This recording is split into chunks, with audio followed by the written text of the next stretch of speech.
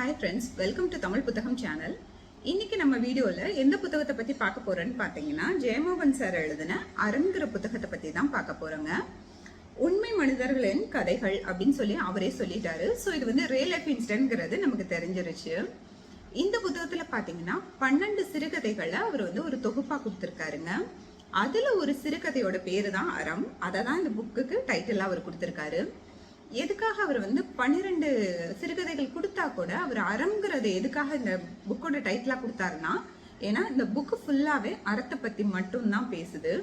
So இது ஒரு இன்ட்ரெஸ்டிங்கான புக்குங்க. அவசியம் நீங்கள் படிக்க வேண்டிய புக்குன்னு நான் சொல்லுவேன். ஏன்னா இது பார்த்தீங்கன்னா நமக்கு வந்து ஜென்ரலாகவே அறம்னா நம்ம ஒரு டெஃபினேஷன் வச்சுருப்போம். அறம்னா இப்படி தான் இருக்கும் அப்படிங்கிற மாதிரி.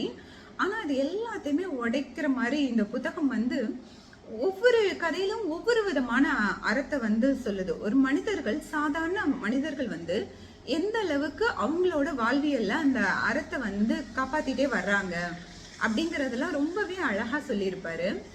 இந்த புத்தகத்துல வர முதல் கதை பாத்தீங்கன்னா அறம்ங்கிற கதை. அந்த கதையில பாத்தீங்கன்னா ரொம்பவே ஒரு சாமானிய மனிதரான ஒரு சாதாரண மனுஷங்க. அந்த மனுஷனுக்கு ஒரு கோபம் வருது. அது யார் மேல கோபம் வருது? ஒரு பெரிய பணக்காரவங்க மேல கோபம் வருது. அவர்னால எதுவும் பண்ண முடியாது, பட் அவர்னால பேச முடியும். ஸோ அவர் வந்து ஒரு வார்த்தை சொல்றாரு. அந்த வார்த்தைக்கு எவ்வளவு ஒரு பவர் இருக்கு. அந்த வார்த்தை வந்து அந்த வீட்டுல உள்ள மனிதர்களை எந்த அளவுக்கு ஹர்ட் பண்ணுச்சு, அதுக்கு அவங்க எடுத்த ரியாக்ஷன் என்ன அப்படிங்கறதெல்லாம் படிக்கிறப்ப வாழ்க்கையில இப்படிதாங்க அறம் வந்து நம்ம வாழ்நாள்ல கண்டினியூ ஆயிட்டே போகுது அப்படிங்கிற மாதிரி எல்லாம் தோணும். அவ்வளோ ஒரு அழகான கதை. ஏன்னா நான் வந்து கதையை சொன்னேன்னா உங்களுக்கு ரிவீல் ஆயிரும், அதனால நான் சொல்லலை. ஸோ இப்படி வந்து இந்த கதையில வர ஒவ்வொரு நிகழ்வுமே பார்த்தீங்கன்னா அவ்வளோ அருமையா அறத்தை கையாண்டிருப்பாங்க. இதுல வந்து 12 கதைகள் இருந்தாலும் எனக்கு ரொம்ப ஃபேவரட்டான கதைகள் சிலது இருக்கு. அதை மட்டும் உங்க கூட நான் பகிர்ந்துக்கிறேன். அடுத்ததா பார்த்தீங்கன்னா வணங்கான் கதையும் எனக்கு ரொம்ப பிடிச்சிருந்துச்சு. அடுத்தது சோற்று கணக்கு கதையெல்லாம் உண்மையிலே எக்ஸ்ட்ராடினரியா இருந்ததுன்னே சொல்லலாம். அவ்வளோ நல்லா இருந்ததுங்க. அந்த சோற்று கணக்கு கதையில பாத்தீங்கன்னா அதுல வர்ற ஒருத்தர் வந்து ஒரு ஹோட்டல் நடத்திட்டு இருக்காரு. அவர் குறிப்பிட்ட டயத்துக்கு தான் அந்த ஹோட்டல் நடத்துவாரு. ஆனா பாத்தீங்கன்னா அந்த ஹோட்டல்ல வந்து சாப்பிட்றவங்களுக்கு யாருக்குமே வந்து ஃபிக்ஸ்டா இவ்வளவுதான் சாப்பாட்டு காசுன்னே அவர் சொல்ல மாட்டாரு. அங்க பாத்தீங்கன்னா இத்தனைக்கும் நான்வெஜ் தான் அவர் ஃபுல்லாவே சப்ளை பண்றாரு. அப்படிங்கிறப்ப உங்களுக்கு ஒரு உண்டியல் வச்சிருப்பாரு. அந்த உண்டியல்ல உங்களால முடிஞ்ச காசை போடுங்க, போடாட்டியும் பரவாயில்ல அப்படிங்கிற மாதிரி அவர் சொல்லிடுவாரு. ஸோ அதுக்காகவே அந்த கடை எப்போ ஓப்பன் ஆகும்னு நிறைய பேர் காத்திருந்து சாப்பிட்டு போவாங்க. நிறைய பேர் பணம் போடுவாங்க, நிறைய பேர் போட மாட்டாங்க. இப்படி எல்லாம் நடந்துட்டு இருக்கப்பதான் ஹீரோவுக்கு வந்து அந்த கடையை பத்தி தெரியுது. அவருமே ஒரு பின்னணி பாத்தீங்கன்னா அவரோட பின்னணியுமே ரொம்ப கஷ்டமான ஒரு சூழ்நிலையில தான் அவர் அந்த ஊருக்கு வந்திருக்காரு. ஸோ அவர் கையில எந்த காசும் இல்லை. பட் ஃபர்ஸ்ட் ஒரு 2 நாள் வந்து கில்ட்ல அவர் என்ன பண்றாரு, சாப்பிட்டு பணத்தை போட்டு போயிடுறாரு. அதுக்கப்புறம் அவருக்கு என்ன தோணுது, இவர் பணம் போட்டாலும் பார்க்க மாட்டேங்கிறாரு, இவருக்கு போடாட்டு என்ன, நம்ம போடாமையே சாப்பிடலாமேன்னு சொல்லி அவருமே அந்த கஷ்டத்துல இருந்தனால அவர் போடாம சாப்பிட்டுட்டே இருந்திருக்காரு. அவர் கஷ்டப்பட்டு அந்த நேரத்துல அவர் படிச்சுட்டு இருந்தாரு, வேலை பார்த்துட்டு இருந்தாரு. அவரோ அடுத்தடுத்த படிக்கட்டும் அவரோட வாழ்வியல்ல முன்னேறி போறப்ப அவருக்கு நிரந்தரமா ஒரு வேலை கிடைக்குது, பெர்மனண்டா. அந்த காலத்துல வந்து ரொம்ப பெரிய அமௌண்ட் அவருக்கு வந்து சேலரியா கொடுக்குறாங்க. அப்போ அவர் என்ன பண்றாருன்னா அந்த 1 மாச சேலரி அப்படியே கொண்டு வந்து அந்த உண்டியல்லே போடுறாரு. போடுறப்ப பாத்தீங்கன்னா அந்த உண்டியல் நிறைஞ்சிருதுங்க. அவர் என்ன சொல்றாரு, இன்னொரு உண்டியல் எடுத்துட்டு வந்து வைங்க அப்படிங்கிறாரு. அந்த வேலை பார்க்குற பையன் வந்து இன்னொரு உண்டியல எடுத்துட்டு வந்து வைக்கிறான். அவர் அதுல ஃபில் பண்ணி போட்டுக்கிட்டே இருக்காரு. அப்பயாவது இந்த ஹோட்டல் ஓனர் நம்மள பாப்பாரான்னு அவர் அப்பயும் பார்க்கவே இல்லை. அவர் எப்பயும் போல எல்லாத்துக்கும் சப்ளை பண்ணிக்கிட்டே இருக்காரு. அப்புறம் பாத்தீங்கன்னா சரின்ட்டு இவர் அதுக்கப்புறம் போய் ஒரு கம்பீரமா போய் சாப்பிட போய் உட்காராரு.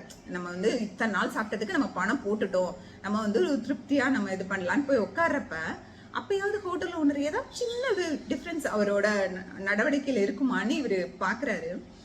அப்ப பாத்தீங்கன்னா இவர் வந்து ஸ்டார்டிங்ல வந்தப்ப இவரு தயங்கி தயங்கி சாப்பிட்டுறாரு.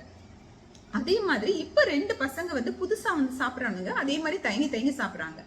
இவருக்கு எப்படி தலையில ஒரு அடி வச்சு ஒழுங்கா சாப்பிட்றா தம்பி அப்படின்னு அவர் சொன்னாரோ அதே வார்த்தையை அவனுகிட்ட சொல்லிட்டு இருக்காரு. ஸோ இப்போ அவரோட முழு கவனிப்பெல்லாம் அந்த பசங்க மேல கன்வெர்ட் ஆயிடுச்சு.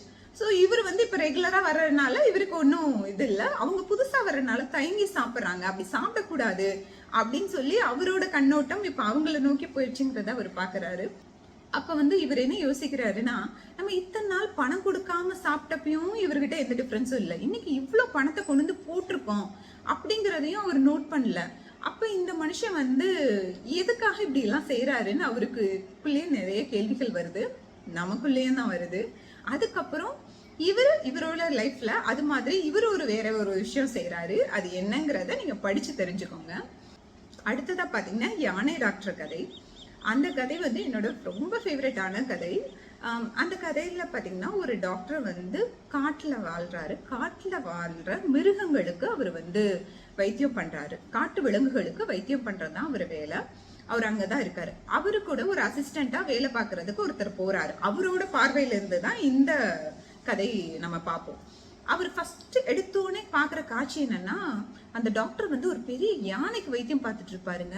அந்த யானைக்கு வந்து ஏதோ ஒரு இதா இருக்கும். ஸோ ஃபுல்லா புழுவா வந்திருக்கும் அந்த உடம்புல. ஸோ அவர் உடம்பெல்லாம் பாத்தீங்கன்னா புழுவா மேலே ஏறி அந்த சீன் தான் ஃபர்ஸ்ட் அவங்க சொல்லுவாங்க. அந்த டாக்டரை பாக்குறதே இவரு வந்து அந்த சீன்ல தான் பார்ப்பாரு. இவருக்கு ரொம்ப அருவருப்பாயிரும். அதுக்கப்புறம் அந்த டாக்டர்கிட்ட கேட்குறாரு, எங்க இவ்வளோ புழுவெல்லாம் மேலே ஏறுது, நீங்க அதை ஒரு லட்சியமே பண்ணாம நீங்க பாட்டுக்கு வைத்தியம் பார்த்துட்டு இருக்கீங்க, உண்மையிலே இது வந்து பார்க்கறதுக்கே நல்லா இல்லைங்க அப்படின்னு சொல்லுவாரு. அதுக்கு அவரு ஒரு ரிப்ளை பண்ணுவாரு பாருங்க, நீங்க ஏன் புழுவை பார்த்து இவ்வளோ தூரம் அருவருப்பாக்குறீங்க, புழுவும் குழந்தையும் ஒண்ணுதான் அப்படிம்பாரு. யோசிச்சு பாருங்களேன், எல்லாரும் அருவருக்கிற புழு எங்க, யாருமே அருவருக்க முடியாத குழந்தை எங்க, ரெண்டையும் ஒண்ணுன்னு அவரு சொல்றப்ப அதுக்கு அவர் ஒரு விளக்கம் சொல்லுவாரு பாருங்க. அங்கதான் அவர் இருப்பாரு. அவர் என்ன சொல்லுவாரு, குழந்தைக்கு பசிச்சா என்னங்க பண்ணும், பசிக்கும், அழுகும், பால் குடிக்கும், தூங்கும். இதுக்கு ரெண்டே வேலை தான், பால் குடிக்கும், தூங்கும். இதுதான் குழந்தையோட வேலை.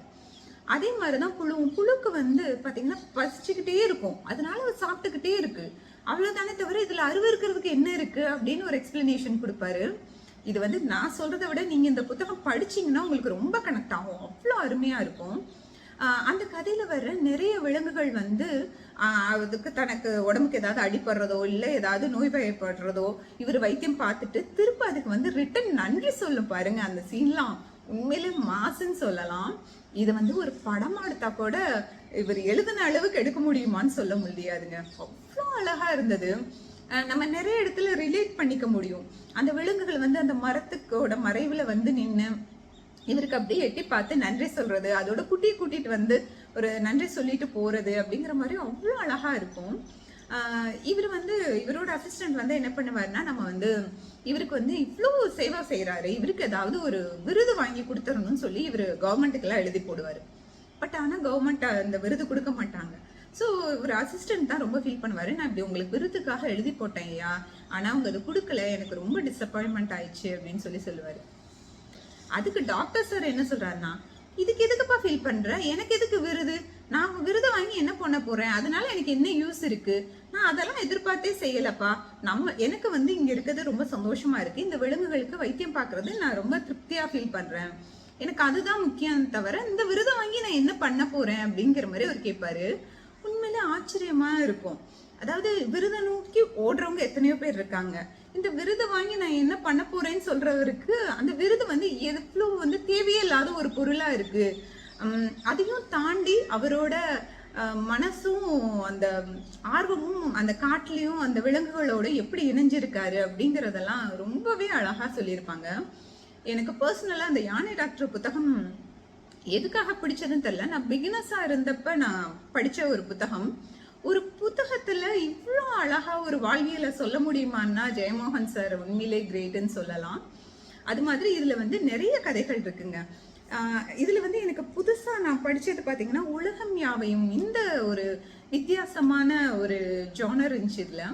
இதுல பாத்தீங்கன்னா உலகமே ஒரே நேஷனா மாறணும்னு ஒருத்தர் நினைச்சிருக்காருங்க. யோசிச்சு பாருங்க, இப்ப இந்தியாவை வந்து நம்ம ஒன்னா வச்சிருக்கதே பெரிய விஷயம், உலகத்தவே ஒரே நேஷனா வச்சுட்டு நம்ம எங்க வேணுமாலும் போகலாம் வரலாம், எல்லாரும் ஒற்றுமையா இருக்கணும்னு ஒரு மனுஷன் நினைச்சிருக்காரு. அதை பத்தின கதை தான் உலகம் யாவையும். அவ்வளோ அழகா இருந்துச்சுங்க. ஆனா இது உண்மையிலே பாசிபிளான்னு எனக்கு தெரியல. யாராவது இந்த கதை படிச்சுட்டு இப்படி உலகத்துக்கே நம்ம வந்து எங்க வேணாலும் போகலாம், ஒரே பாஸ்போர்ட் வச்சுட்டு நம்ம வேர்ல்டு சிட்டிசன் பாஸ்போர்ட்லாம் கொடுப்பாங்களா, அப்படிலாம் இருக்காங்கிறது எனக்கு தெரியல. தெரிஞ்சா யாராவது கமெண்ட் பண்ணுங்க. அண்ட் அது அப்படி இருந்தா ரொம்ப நல்லா கூட இருக்கும்ல, நம்ம எங்க வேணாலும் போகலாம், எல்லாரும் ஒரு தாய் மக்கள் அப்படிங்கிறதெல்லாம் ரொம்பவே டிஃப்ரெண்டான அப்ரோச் தான். பட் அவங்களையெல்லாம் ஹேண்டில் பண்றது ரொம்ப கஷ்டம்தான். பட் இருந்தாலும் ஒன்னா இருந்து சந்தோஷமா இருந்தா நல்லா தானே இருக்கும். ஸோ அது ஒரு டிஃப்ரெண்டான அப்ரோச் தான். இந்த புத்தகத்துல பாத்தீங்கன்னா ஆசிரியர் வந்து கடைசியில வந்து இந்த கதையில வர்ற ஆளுமைகளை பத்தி அவர் தனியாவே ஒரு எக்ஸ்பிளனேஷன் கொடுத்துருக்காருங்க. கதைகளின் முடிவில் ஆளுமைகள் அப்படின்னு சொல்லி 2 டாபிக் கொடுத்துருக்காரு. ஸோ இந்த கதைகள்ல வர கதாபாத்திரங்களை பத்தின ஒரு பிரீஃபான எக்ஸ்பிளனேஷனும் அவர் நமக்கு கொடுத்துருக்காரு. இந்த கதைகள் நம்ம படிக்கிறப்ப கண்டிப்பா நமக்கு நிறைய மனமாற்றங்கள் நிகழும். அதுல ஒண்ணு பாத்தீங்கன்னா யானை டாக்டர் புத்தகம் படிக்கிறப்ப உங்களுக்கு வந்து ஃபாரஸ்ட் நம்ம வந்து அதிகமா பயணங்கள் பண்ண ஆரம்பிச்சிட்டோம் எல்லாருமே. ஸோ நம்ம ஃபாரஸ்ட்ல நம்ம வந்து பயணங்கள் பண்றப்ப நம்ம எதை எதை செய்யவே கூடாதுங்கிறத கண்டிப்பா நீங்க ஃபீல் பண்ணுவீங்க.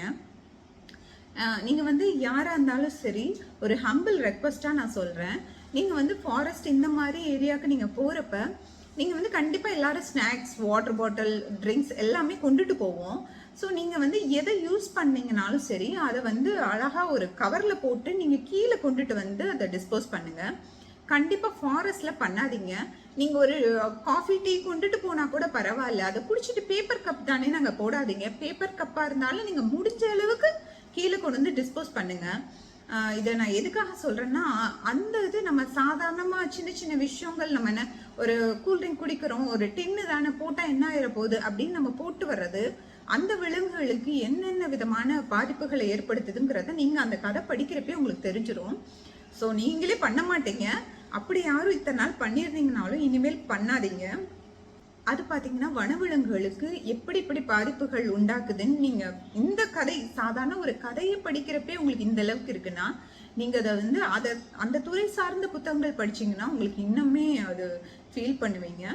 ஸோ அவசியம் புத்தகங்கள் படிக்கிற நம்மளாவது இதை ஸ்டாப் பண்ணுவோங்கிறது என்னோட ஒரு ஹம்பிள் ரெக்வஸ்ட். இந்த கதையில வர 12 கதைகளுமே சூப்பர் தாங்க. இதுல இது பெருசு அது சின்னதுன்னு சொல்ல முடியாது. பட் நிறைய உங்களுக்கு மனமாற்றத்தை நிறைய கொடுக்கும் இந்த புத்தகம்.